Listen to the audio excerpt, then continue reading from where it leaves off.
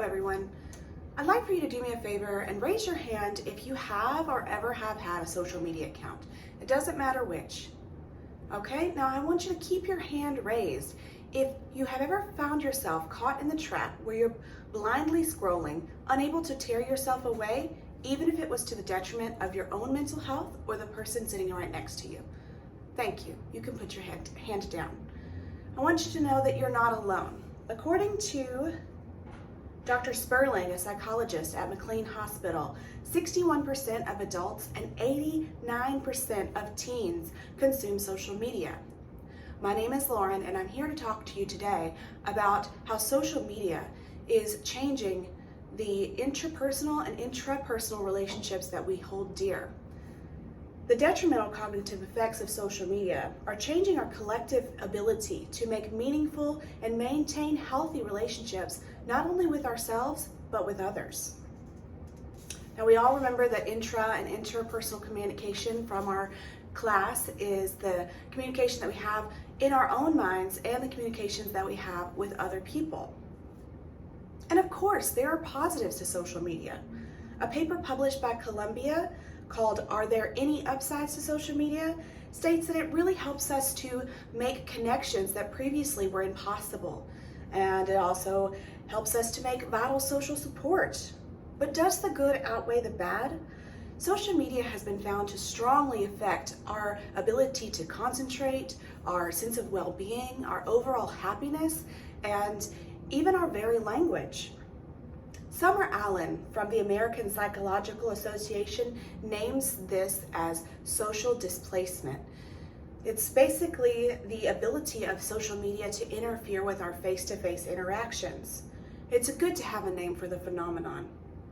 According to Dr. K.R. Subramanian, in the International Journal of Scientific Progress and Research, there are really three main concerns.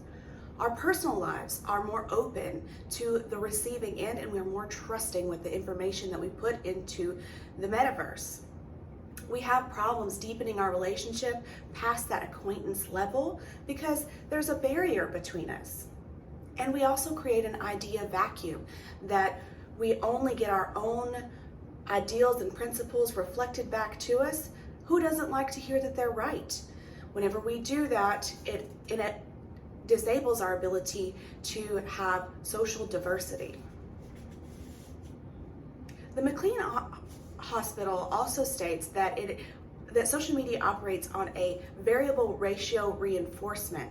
That's a kind of operant behavior conditioning that is used in casinos by the slot machines. Have you ever heard of Pavlov and his dogs? We're being trained just the same. Social media can lead to technology addiction because of the oxytocin and dopamine, all of those feel-good chemicals that pump into your brain every time you see one of those little hearts or you get a comment. All sources agree that social media opens the doors to cyberbullying, to fear of missing out, loneliness, feelings of isolation, and even self-absorption. In her dissertation, doctoral candidate Ariel Shensa stated that the greater our social media use, the lower our perceived emotional support and our increased isolation and depression. Dr. Subramanian states that it even changes our language by the way that we say LOL rather than actually laughing. What can we do about this? Social media needs to be self-mediated. You need to find yourself more important than what's going on your accounts. Some of us can say, how do we tell? There's no way that can be me. But there are ways. According to helpguide.org, some of the ways that you've fallen into this trap is that it distracts you from work or school. You only post to make people jealous. You neglect your face-to-face relationships, and it affects your personal mood or well-being. Basically, ask yourself, does it make me feel bad? If these sound like you, don't fear. There are ways to help. Both the Mayo Clinic and helpguide.org say, set limits.